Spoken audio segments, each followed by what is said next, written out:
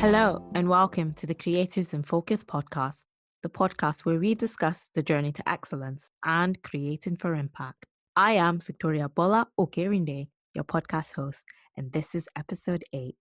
This week on the Creatives in Focus podcast, I had a conversation with Charlene Hunter. Charlene is a senior developer with over 10 years of experience and is passionate about improving diversity in the tech sector. She started her career following her completion of her MSc in computer science, and now works as an independent contractor. Charlene set up Coding Black Females in 2017 with the aim of growing and supporting the community of Black female developers. In 2018, she co-founded Meet Up and Code, which unites developers once a month to code together and socialize. Charlene has created a safe space for Black women to learn and share experiences within the tech industry. 2019 has certainly been a successful year for Coding Black Females. Coding Black Females had 500 members sign up this year. Amazing. And it's certainly been expanding with sessions in partnerships with organizations such as Condé Nast and the BBC. The UK is home to some creative coders and programmers, many of whom are females. Initiatives like Coding Black Females encourages young Black females to build skills and encourage them to be seen and heard. In this episode, we talk about some of the challenges that women face in the tech industry.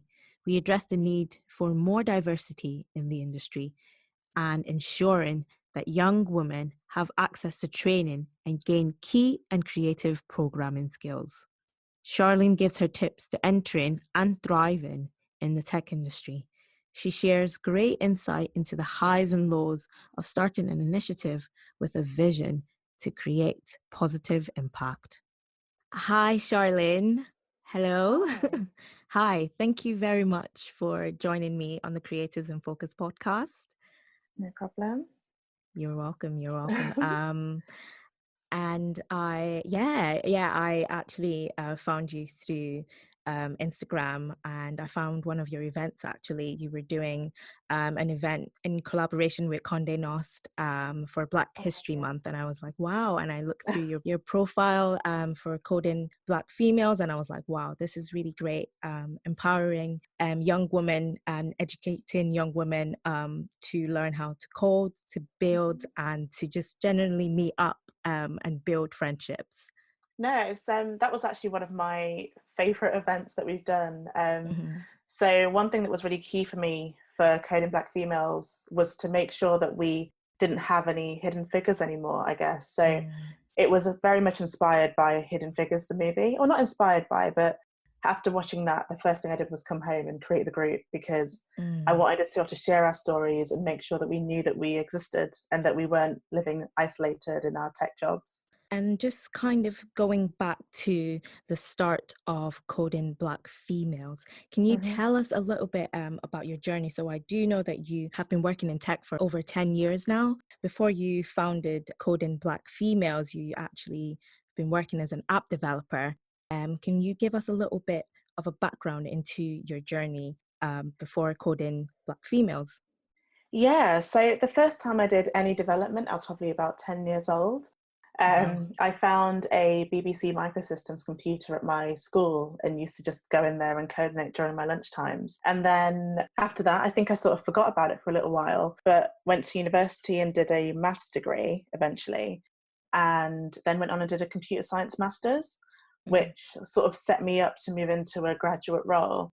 And then since that, so I did a graduate role for probably about 5 years and then became a contractor. So I've been able to kind of do my own thing and have flexibility and work on projects just like this. You spoke about inspiration for Coding Black Females, which is the film Hidden Figures. Can you expand on the vision of Coding Black Females? Can you let us into what Coding Black Females offers and why Black females specifically?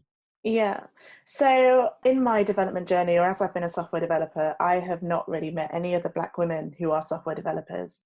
And I wanted that to change for me at the beginning. I just wanted to meet other Black women who were developers and just see what their experiences were like. See if I was the only person that had never met any of the Black female software developers. Turns out I wasn't. So initially it was about getting together, sharing resources, sharing information, and sharing stories just so that we could inspire each other. Now it's kind of become a lot about sharing that knowledge still, but being in a community together where we're coding together and where we're growing together, and people can learn from each other and work on their projects and be inspired, like almost weekly at the moment. So it's a lot about trying to, I do say it's to do with the fact that I really want to make sure that we're not underrepresented anymore in tech, because I don't think Black women should be.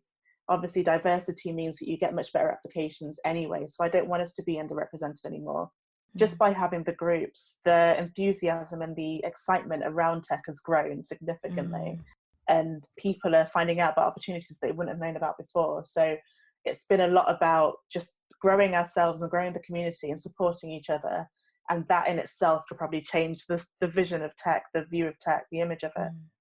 And I really like what you mentioned about sort of building together, learning together, and you've created a platform and environment mainly based in London for women to come to learn and to learn from each other and others. I really like your event that you put out. It was in October, actually. You're improving confidence, influence, and assertiveness. I thought that was really, really great, because as women, as Black women, I guess there is, and anyone really, if you're coming out of university, starting a graduate job, and especially if you're in a field where it's male dominated, we do face this thing called imposter syndrome. And I thought, wow, that's really, really great that you had a workshop, an event to act for women and for people to come and talk about this. And I'd like to ask, what challenges, or what can you let me into some of the positive experiences you've had in tech industry, and then we might go into the negative experiences you've had in tech industry.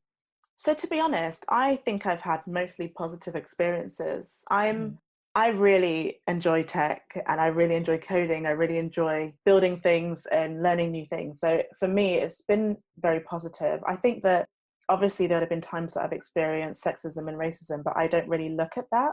I don't really feel it or notice it, because that's not important to me. What's important is when I get a chance to learn, build new things, get more experience, and, just try out new technologies. So I think a lot of the positives for me have been around the people that I've met, the networks that I've built, and the applications that I've had access to as well. Like, to be able to get involved in building different types of apps has been really exciting for me. And just moving on to some negative experiences that you've had. Yeah. I would probably say I've been asked this question before, and I tend to say it's probably more down to myself.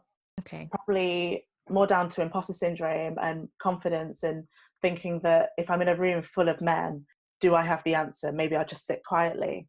And now I ignore that. So if I'm in a room and I feel like I don't know it, I'm going to say it anyway. And most of the time, I'm probably on the right sort of page anyway. So I think the negatives are probably more down to me not having the confidence to speak up or to shout out. But I ignore that now, and I do it anyway. Do it anyway. That is really awesome. You mentioned something about diversifying the tech industry. And I do know the tech industry is very keen on diversifying its heavily male workforce. I do know some women can be put off by their first encounters, especially when it comes to employment. Why do you think this is? I think because it can feel scary and intimidating. So if you think in the school setting, for example, if you're in a physics class and you're one of the only girls in the physics class, it might be quite scary to put your hand up and put an answer across in case you're wrong, because you don't want to look a particular way. I was quite lucky again. I went to an all-girls school, so I never had those barriers. So when I then started working, I was one of the only women, but it didn't scare me that much. And I think that for some people, you can look at an industry and think, I don't really want to be part of that, because I could experience sexism. I could have people talk down to me, and people do talk down to people. And for me, it's about putting them in their place at the right time. Do it straight away and just say, why are you saying that to me? What if I said that back to you? How would you feel about that? So I think, people are put off by that experience, but I just say ignore it. Ignore it. And if it's something that you love, I think Yeah, if you have the drive, if you have the motivation to learn, I think that will propel you to kind of walk into rooms and know that you belong there, yeah. and try not to be intimidated by people because of their experience, because of their sex, and Mhm, whatsoever. So yeah, I think that that is really great. I was doing some research for our conversation, and I saw that as of 2018, the number of girls choosing to study computer science in the UK has dropped to below 1%. oh my Um, God. yeah, that is, I don't want to be Oh my gosh. inflammatory, but Yeah. yeah, it's quite a low proportion of females in the UK wanting to study computer science. Mm, And I think this is the STEM in general, but I think this is something that should be encouraged. And it's really great that you're providing a platform for women who I'm guessing are wanting to learn, but who are mhm. already in the tech industry, wanting to develop their skills as well. But I think Yeah. there is still quite a lot that needs to be done in terms of encouraging young girls, the next generation of programmers, of Mhm. coders, to step forward and actually learn, go to uni. Because I'm guessing you need to go to uni to learn how to code or to learn how to be a programmer. Do you need to go So to uni to do this? it's interesting. So I thought you did until I started doing this. What I've Okay. discovered is that you can come from any background. So there are boot camps available now that you can Hmm. do. It's like an 8-week program, and then at the end of that, you can get a job as a developer.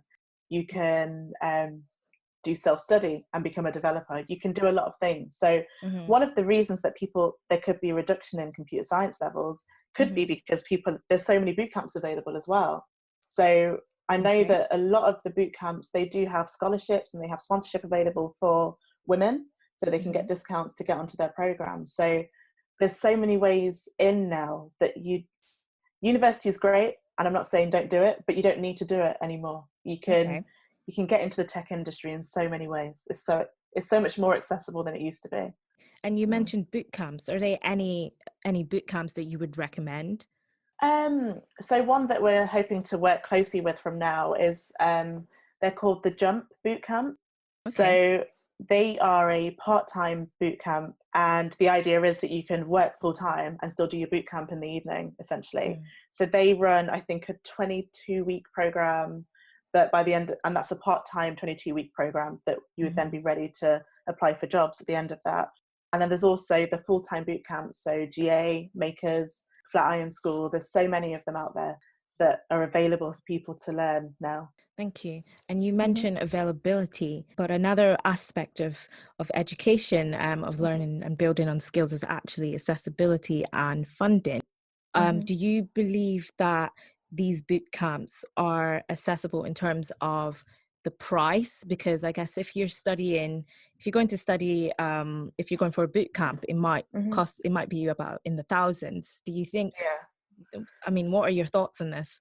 So the boot camps are around 7,000, Hmm. £8,000. So Hmm. you've got to find a lot of money. Some of them do it through loans, but they're all around that sort of price. So there is a group or a company called Code First Girls, and Yeah. they offer a free training program for women. I think typically aged between 18 and 23, but I'd have to check that. Hmm. But they do a free course. It's like a free part-time 8-week course that's like an introduction or gets you ready to get into tech. And Mm, there's also a lot of programs that organizations are offering now as well. So mm, it's worth looking to see which organizations are offering free apprenticeships and paid apprenticeships as well to get you ready that's to be great. developers. Yeah. When it comes to employment within the tech industry, Hmm. what advice would you give to a young graduate who's just come out of a computer science degree, or Yeah. who's actually gone on one of these boot camps and they're like, what, I'm ready to get into the tech industry? What advice would you Yeah. give them? Don't be afraid and try everything. Okay. When I first started my graduate role, I was scared. I didn't know anything. Well, I felt like I didn't know anything. I felt really out of my depth, and it was a really scary time. And I guess it was accepting the fact that I was afraid of the fact that I didn't know anything. So And then when I say try everything, I set up my home environment, my home workstation to replicate the work one so that I could try everything that I was trying at work, I could try it at home as well. And I also tried loads of different roles in that same organization. So I sort of told them that I wanted to have a go at being a tester, being a designer, doing architecture and everything to see what actually fit me, to make sure that I was making the right decision. Normally, if you tell people what you want to do in the right organization, they'll support you with that. And I was really lucky that they supported me a lot. So I think do your networking, find people to talk to that can support you. And if you're scared, find communities and find groups that can give you that encouragement as well and help you kind of progress in your organization. Thank you. Find communities like Coding Black Females. Like Coding Black Females. Yeah, certainly. Thank you. Yeah. And that is really great advice. And I really like what you mentioned about actually asking to do different, to be involved in different tasks and different roles, because that's how you build your knowledge, and that's how you know what your strengths are and what your weaknesses are. And so I think that's really, really great advice. So can you shed some light on the common misconceptions about women in tech? Yeah, from other people, how women in tech are viewed. I don't know what people think about us. I think that people probably think that we can be really geeky or whatever. We're just normal people who work in tech. So it depends. Like, I know women in tech who are gamers or who like wear the like loveliest outfit every day or who wear the thing that makes them feel most comfortable. You know, we're just people and we're in tech. Like, you can be anybody and be in tech because it's just a different job. Exactly. So to me, I don't think that there should be any prejudgment or misconceptions about women in tech because we're all different people. Certainly. Coming back to women in tech, you mentioned Hidden Figures as part of the inspiration for you starting Coding Black Females. So I just want to ask, are there any women in tech that inspire you? So the women in that movie probably inspired me quite a lot, just for the fact that I thought I was breaking into an industry that wasn't for me, if that makes sense. And then I realized that we were actually there at the beginning and I was like, hang on a minute, I'm supposed to be here. That was a huge inspiration for me to realize that there were these women who were doing maths, and I love maths, and then being developers, and I love being a developer, and it just fit with me perfectly. Otherwise, I think that through doing my group, I've met so many women that have done fantastic things that inspire me all the time. People that are at the beginning of the career and people that are like 20 years into it. They've done so many fantastic things, and that in itself is a huge inspiration for me to be around these sort of women so regularly, and they're supporting me and we get to support each other, and they're sharing their knowledge and their experiences, and I can't even list, there's so many people that are now able to inspire me and inspire other people that it's fantastic. Thank you very much. So I read your post by Angela Muge, and she actually spoke about some of the motivation behind her joining Coding Black Female and her journey in terms of her career.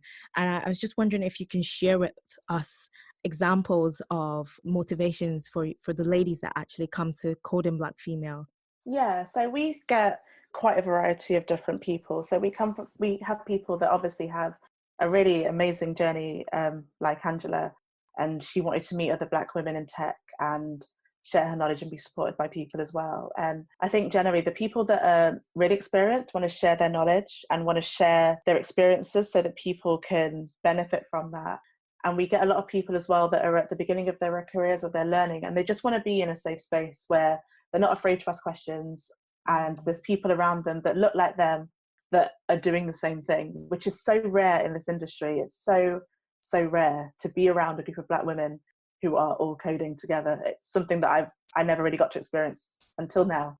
So I think for a lot of people, it's just to be supported by people that look like us and to share experiences with other people as well. It's just really exciting for everybody. That's really great. And yeah, you're right. Finding a safe space of women, like-minded women and individuals to bounce ideas Yeah. and share your thoughts with. I think that's really, really important. And I think that's great that you offer that. So Mhm. moving on to you starting up Coding Black Females, starting up an initiative definitely is not a walk in the park. So can yeah, can you share with us some of the stumbling blocks and some of the triumphs that you have um, experienced starting up Coding Black Females? so I've struggled with this question before because Mm, stumbling blocks, I don't really see them. I just see them as things that I'm figuring out. I mm-hmm, take a lot of things like that as learning experiences or as, I don't know, just experiences or, okay, now I need to figure out what the formula is correctly so that I can move on mm, to a better thing. So I mm-hmm, don't really see it in that way. I'm more, I guess the biggest thing again would be myself. I don't really see other people's actions or any lack of availability of space of whatever as a stumbling block.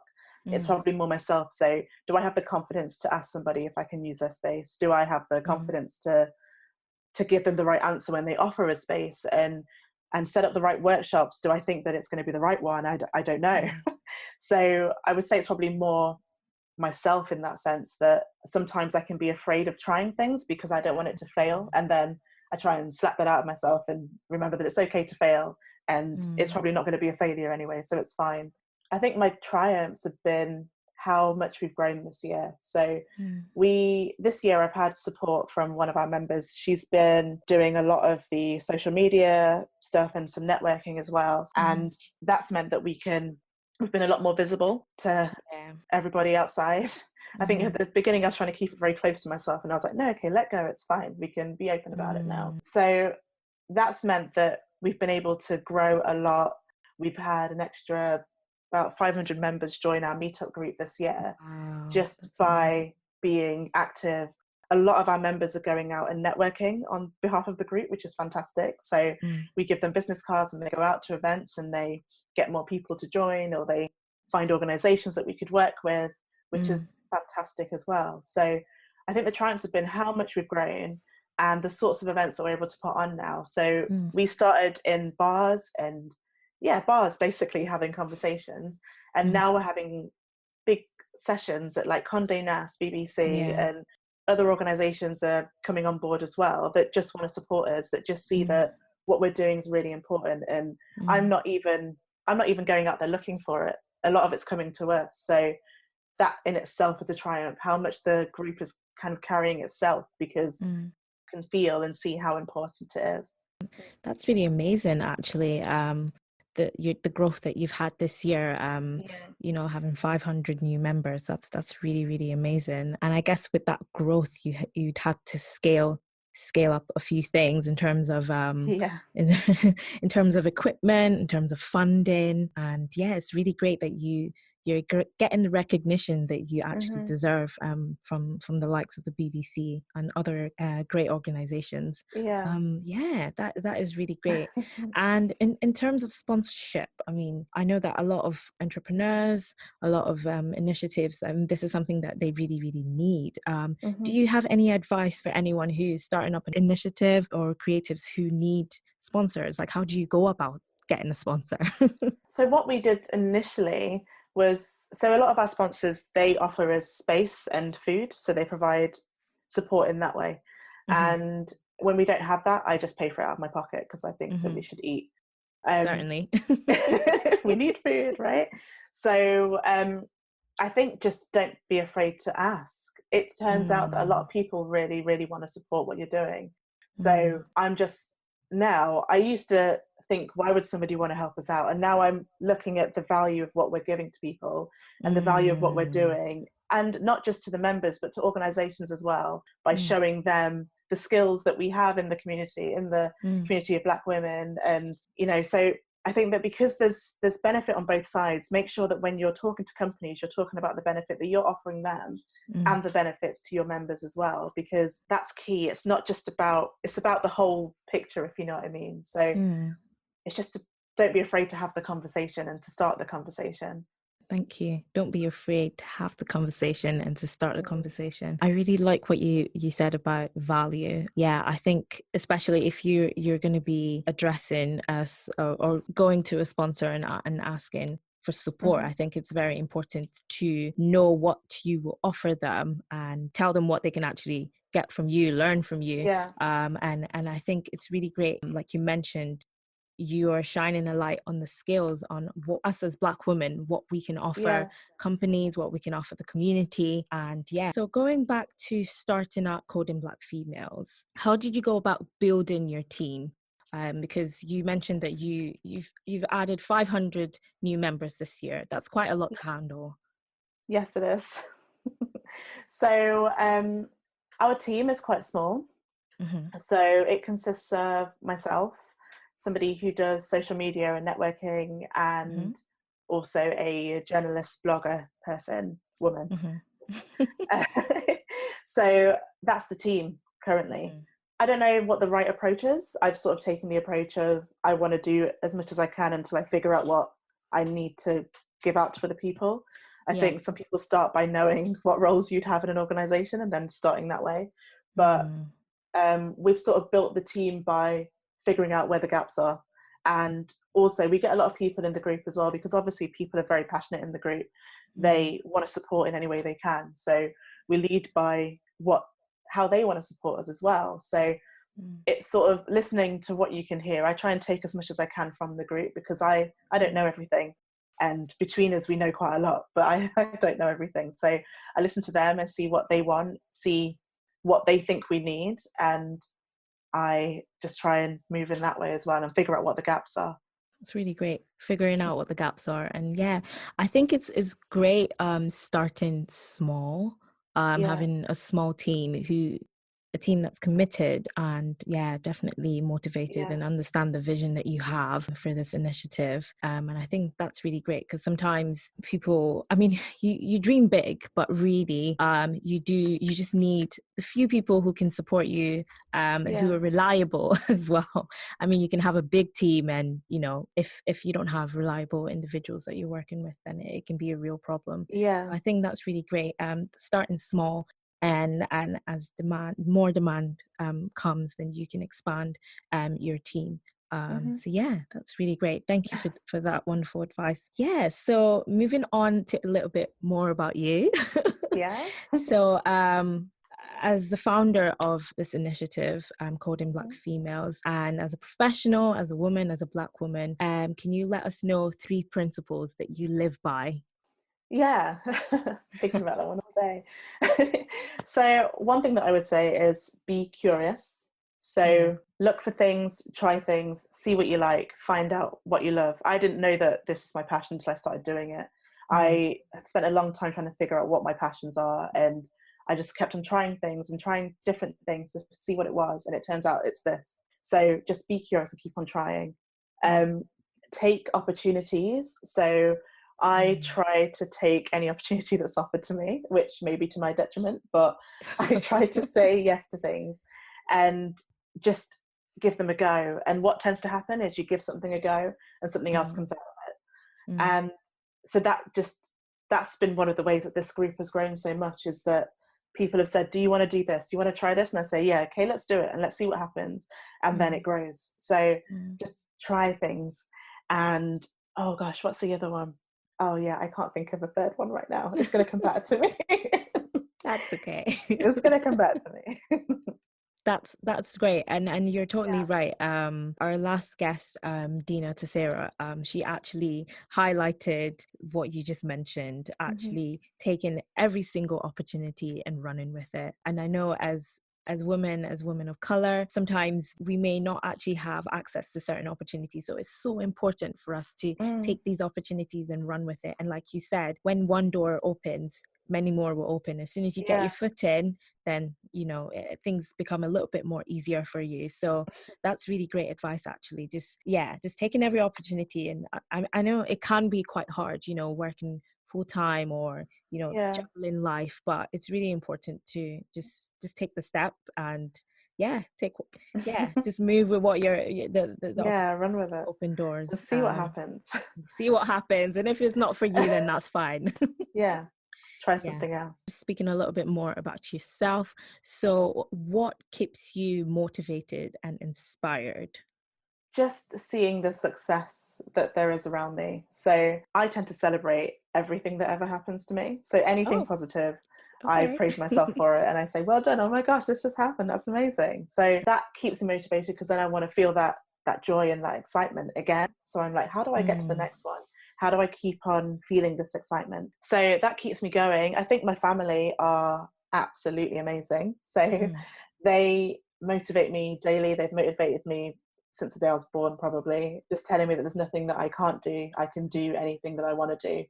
I mm. remember saying to my mum once that I wanted to be an astronaut, and she was like, "Okay, let's figure out how you be an astronaut." And I was like, Yes. "Okay, I wasn't expecting that, but okay." So literally anything I've ever wanted to do, they have given me support. And if I Mm, call them now and I say I'm stressed, they say, "Okay, well then just take some rest, and you'll mm, feel good again tomorrow." And I mm, think having a really good support network around you, and if you don't have it naturally, you can make it. You can find it in your friends, you can find it in your mhm, family, you can find it. So it's really important for me to have that around me. There's so many people around me that encourage me on a daily basis, and I'll tell them a little thing that I'm worried about, and they'll say, "No, Charlene, you've done it before, you can do this, and we believe in you, we're always here for you no matter what you're going through." And knowing that I've got people like that around me makes me feel inspired to do anything I ever mm, want to do, and I feel motivated. And if I said I wanted to stop, they'd support me, and if I want to carry mm, on, they'll support me. So knowing that I've got that around me makes me motivated every mm, single day. And then mm, obviously seeing the success and achievements that we've had as well, mm. that's just keeping me going. I can't stop now. Certainly, you can't stop Yeah. now. Certainly. Great. And you're so right about having a support system. Yeah, because I mean, it's not easy, Mm. starting a project, working full time, and investing your time, yourself into a project. So Mm. I think it's really key to have a support system. And sometimes it's good to have a support system outside of work, outside of what you do, Yeah. because it just helps you to get your mind away from all the stress and all the worry. Mm. And I really like what you said about you in terms of your well-being. And if you could just expand a little bit more on what you actually do to ensure that your well-being is top notch. Okay, so I think I listen to myself. If I start feeling different, so sometimes I will be just going all in and working on all day at work and then coming home working again. And then I'm like, actually, I feel different now. Why could Mm, that be? And I think, okay, I think I need to step back, and I'll tell work, I've been going at this really hard, and my work is so supportive. There's such good yeah. people around me, and they say, no, if you need to take time out, take time out, take a couple of days, Mm, sit back, relax, try to not lift your laptop up and just watch some TV and wow. then relax. So I try to listen to myself. If I feel different, if I feel exhausted or just like I could be getting burnt out, I try to Mm, react to that as quickly as I can so that I don't become burnt out and I don't become stressed and I don't become worn out. So, and I tell people I try to be as open as I can with the people around me so that mm, I can say, I've been doing this, but I feel really tired. And they're like, well, mm, do you realize how much you've been doing? So sit back. exactly. So I think it's just really important to listen to yourself and listen to what other people notice in you as well, because Mm, you might not see something happening and somebody else might. So it's really key to look after yourself. I mm, know that I've spoken to quite a lot of people who are founders of different organizations and initiatives. And one of the conversations that comes up every time is burnout. How do you avoid burnout? And I mm, think because a few people have experienced it, everyone's sharing information about how to make sure that you don't become extremely exhausted and mm. noticing the signs in yourself so that you can step back. So I think taking all of that on board, I'm trying to avoid it by Yeah, just relaxing when I need to relax and watching yeah, TV and going to a spa if I need to and yeah. going for a drive or whatever. And I go on a lot of holidays, so Oh, that yeah. helps as well. Work hard and yeah, play Yeah, hard. I think I play hard as well. Burnout, try to avoid it as much as possible. And well-being is really important because you need to be good, you need to be okay in order for your vision, for your initiative to thrive. Yeah, And if you're not good, then your initiative, your business, and everything around you will also kind of decline as well. So yeah, it's really important to make yourself a priority as well. Coding Black Females started in 2017, and yeah. now we're moving into a new decade. What is next for you, and what is next for Coding Black Females? So it's difficult to say because one thing that I do is I definitely listen to what's happening around me, Mm-hmm. and I go in those directions. I definitely want to be able to offer more to our members. I want us to build more. I want us to offer more services. I want the team to grow. So I was really fortunate that at the beginning of this year, one of our members, Olivia, she's offered so much support and done so much for the group. And I think there's only going to be other people that can support us and grow the team. So I know that I need the team to grow. I want to make sure that we currently attend a few conferences together. I want us to go to more conferences, but I want us to offer speakers to those conferences so that the panels are more diverse. I want us to have a program so that we can have a training program so that by the end of that, we've got a bunch of Black women that are ready to go off into tech roles, and I want to have apprenticeships. So there's a lot that I'm thinking about at the moment. To be honest, I've not necessarily formulated all of that properly, but I definitely want to make sure that the skills are seen. I want the skills to be seen by organisations, and I want them to recognise the value of the women that we have in our community and outside of the community as well. But that's really, really important to me, that we see the change in organizations and companies, in the skills that we have, that people are doing the right training, that we're visible at conferences, that people aren't going to conferences as the only Black woman in an entire conference anymore, like that we're going together and we're supporting each other, doing these talks and running workshops. And I just want to build skills and build the community as much as we can. And we can't do that without a team. So I want to grow the team as well. There's a lot. There is a lot. There's a lot coming up. Yeah. There is a lot, but I think, with time and just with time and with patience and just keep moving forward, and you achieve the goals that you have in mind. And that's great. And I'm really looking forward to keeping in touch with you and hearing and seeing the events that you have for Black females, for females who are interested in coding and want a little bit more insight into the tech industry. So this brings me to the part of the podcast, the section of the podcast, which are the quick fire questions. So I will ask you a few questions and you just have to answer quickly. Okay.